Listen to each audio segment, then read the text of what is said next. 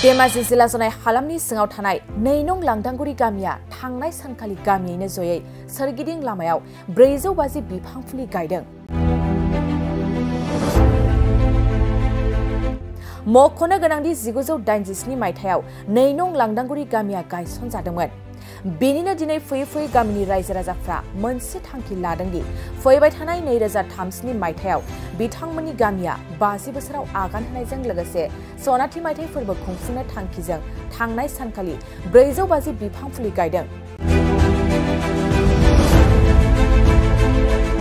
गोनांसिन बाथ्राखौ बुंनो नांगोनदि बे सनाथि मायथाइ फोरबो खुंफुंनो थांखिजों गायनाय बुकुल नाहर बिफांखौ जनाय हालामनि जाखांफुनाय लाइमोन समाज सिबियारि अबिनाश नार्जारी बिथाङा 2 नं लांदांगुरि गामियाव दान होयो। बिथां अबिनाश नार्जारी बिथांनि खोथाखौ रायखांनो नांगोनदि दिनैनि समाव जनाय हालामनि सासे राफोद लाइमोन समाज सिबियारि बयजोंबो अनसायजानाय।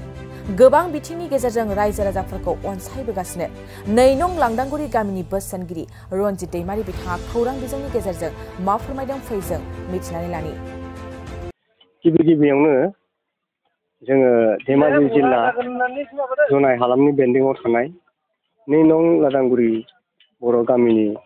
जानानै बड'लेण्ड बुब्लि रादाब बुथुमगिरि नोंथांमोननिसिम जों गामिनि जानानै खुलुमनाय आरो सिबिनायखौ नोंथांमोननो बावबाय। लोगोसे दुलाराय आसामनि गासै सुबुं माहारिनिनो जोंनि बे गोथार सानजों लोगोसे फैगौ गोदान बोसोर रंजालि बैसागुनि गाहाम हामलायनायखौबो जों 2 नं लांदांगुरि गामिनि जानानै बावहरनाय जाबाय। दा नोंथां सोंनाय बादिनो जोङो फिन होनानै गोजोननाय मोनगोनदि जोंनि बे 2 नं लांदांगुरि गामिया दिनैहाय गासै 400निबो बारा 450 था बिफां फुलि गायदों।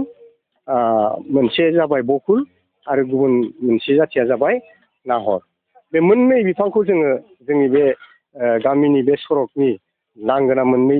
साइडआव जोङो गायदों। बे गायनायनि गुबै आरो नोजोर थांखिया जाबाय जोंनिया गाहायै इक'लजिकेल जि बेलेन्स, बे इक'लजिकेल बेलेन्सखौ लाखिनो थाखाय जोंनि दिनैनि दिनावहाय जेरैहाय आबहावाफ्रा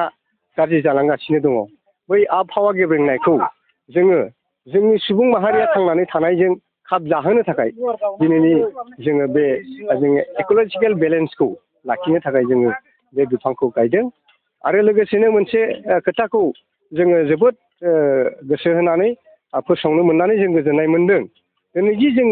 बे 450टा बकुल आरो नाहर बिफांखौ गायदों। बे नाहर आरो बकुल बिफांखौ जोंहा जोंनिनो मानाव गेदेर जोंनिनो बे जुनाय हालामनिनो दावगाफुनाय सासे लाइमोन, जायखौ जों समाज सिबियारि होननांगोन। आरो बिथाङा जोंनि गागि जोंनिनो असे गामिनि जोंनि 2 नं लांदांगुरिनिनो बिथाङा जोंनो बे 450 था बिफांखौ दान होदों। आरो बिथांनि थुलुंगाजोंनो जोङो दिनै बे गायनायनि सुजुग आरो सुबिदाखौ मोनदों। लोगोसेनो जों बिथांखौ बाख्नायनांगोन। बिथाङा जे दिनै जोंनि बे गामिखौल' नङा, दुलाराय जोंनि जनाय हालामनिनो गंफ्रोमबो बर' गामिनि थाखाय बायदि रोखोमनि आरो जोंनि समाजारि खामानियाव मदद होबोबाय दङ। जोङो आसा खालामो बिथांनि साननाय हनायफ्रा जाहाथे जाफुंसारथों। लोगोसेनो जोङो जोंनि गामिनि जानानै बेखौनो बुंनानै गोजोननाय मोनगोनदि जोंनि गामिया थांनाय 1987 मायथाइयाव गायसनजानाय जादोंमोन आरो फैगौ 2037 मायथाइयाव बेयो 50 बोसोराव आगान होसिगोन। आरो बे 50 बोसोराव जोङो रंजा बाजायै मोनसे ग्ल'रियासै जोङो जोंनि गामियाव गल्डेन जुबुलि एबा सनाथि मायथाइ फोरबो फालिनो थाखाय आखायाव लादों। बे फालिनाय फोरबोखौ आखायाव लानायजों लोगोसेनो दिनैनि बे दंफां गायनाय हाबाफारिखौ जों दिनैनिफ्रायनो आगान सुरदों, जाहाथे बै गल्डेन जुबुलि फालिहैनाय समहालागै जोंनि बे दंफांफोरा देरनानै जोंनि बे गामिखौ आरो साबना हामना खालामो। लोगोसे जों बेखौनो नोंथांमोननि गेजेराव बुंथिनानै जोबोद गोजोननाय मोनगोनदि जोंहा दिनै बे जा दंफां फुलि गायदों, बे दंफां फुलिखौ जोंनिनो गामिनि मानाव गेदेर अबिनाश नार्जारी बिथाङा जोंनो 450टा नाहर फुलि आरो बकुल फुलिखौ होदों। आरो बेखौल' बुंनानै जों गोजोननाय लानो हायादि बिथाङा दि जोंनि बे 2 नं लांदांगुरि गामिखौल' बे रोखोमै सहाय होदों बे नङा। जोंनि जुनाय हालामाव थानाय बे 34-35 गं गामियावबो बिथाङा बायदि रोखोमै मदद होबोगासिनो दङ लोगोसे जोंनि जनाय हालामनि बायदि रोखोमनि मेल मिथिङावबो बिथाङा जोंखौ सहाय होबोदों बिथांखौ जोङो बिनि थाखायनो साबायखर बावगोन आरो बिथांनि साननाय हनाया जाहाथे जाफुंसारो बेखौबो जोङो मिजिंथियो आरो जों आनान गसाइनियाव बोर बियो बिथांनि साननायाबो जाफुंदों आरो बिथांखौ जोङो जाहाथे नांगौ समाव बयबो हेफाजाब होलायनो हायो जों बेखौ आसा फारिबाय आरो जोबनायाव जों बेखौनो बुंगोन जों जेरैहाय गोसो होनानै जोंनि बे फुलि बायदिसिनाफोरखौ गायनाय जादों बे गायनायखौहाय जाहाथे बयबो सुबुंफोरा जोथोनै नोजोर होयो रावबो जाहाथे बे बिफां फुलिफोरनि फोथैनाय बा बे बिफां फुलिनि खहा जानायखौ लुबैया बेखौ जों हास्थायगोन आरो जों लोगोसे बेखौनो खावलायगोन लामाजों थांनाय गासै सुबुंफोराबो बै बिफां फुलिफोरखौ जाहाथे माबा मोनसे जानानै थायोब्ला बा जेवरा बेराफोरा बायदिसिना जानानै थायोब्ला बेखौबो नुनानै बोथ्रोदनानै मोजां अबस्थायाव बिथांमोनाबो जाहाथे लाङो आरो जोंनि गामिल' नङा बे रोखोमैनो जाहाथे गुबुन गुबुन गामिफोराबो बे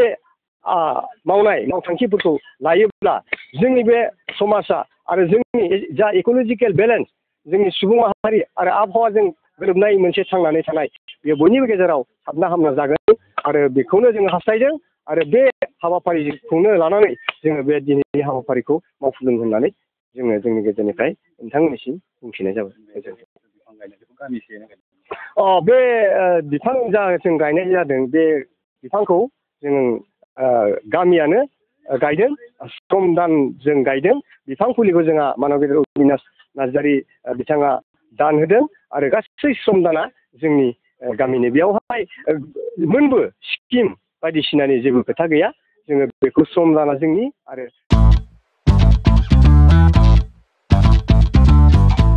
गोजोनथाव खौरां नोंथाङा नोंथांनि गला एबा अफिस फसंथानफोरखौ जोंख्लाब माख्लाब साजायनो गोसो गैया नामा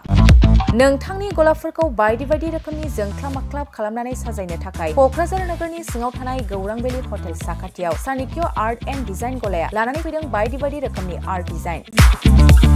क'क्राझार नोगोरनि सिङाव थानाय गौरां भेलि हटेल साखाथियाव सानिक्य आर्ट एन्ड डिजाइन गलाया नोंथांमोननि थाखाय लानानै फैदों नोंथांनि गलाखौ जोंख्लाब माख्लाब खालामनो गोबां रोखोमनि आर्ट डिजाइन बेफोर आर्ट डिजाइनफोरनि गेजेराव दं 3D signboard 2D signboard acrylic trophy एसएपी पेनेल नेम प्लेटार्स रेट्र' रिफ्लेक्टिभ साइनबोर्ड नियन साइनबोर्डफोरनि आर्ट डिजाइनफोरखौ नोंथाङा सानिक्य आर्ट एन्ड डिजाइन गलानिफ्राय मोनफुंनो हागोन बेनि अनगायैबो इनग्रेविं सार्भिस आर्क्राइलिक लेटार काटिं एमडीएफ जालि काटिं लग' ग्राफिक्स डिजाइन आरो कास्टमाइज गिफ्ट आइएम्सफोरखौ नोंथांमोननि गलानि थाखाय सानिक्य आर्ट एन्ड डिजाइन गलाया लानानै फैदों आर्ट डिजाइन गोबां बाथ्रा मिथिनो थाखाय नोंथाङा नैबे 9706125636 6900981649 जानबुं नम्बरनि गेजेरजों खौरां लाहरनो हागोन